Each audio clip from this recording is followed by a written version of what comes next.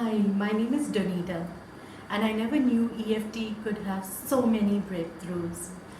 I got over my fear of gas cylinders, which I had for a very long time. I wasn't really able to operate gas cylinders, and I got over that fear.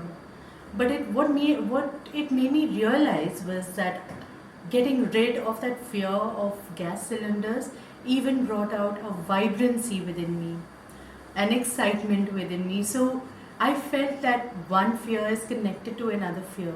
And in getting rid of the fear of gas cylinders, I was able to rid myself of that introvert nature that I had.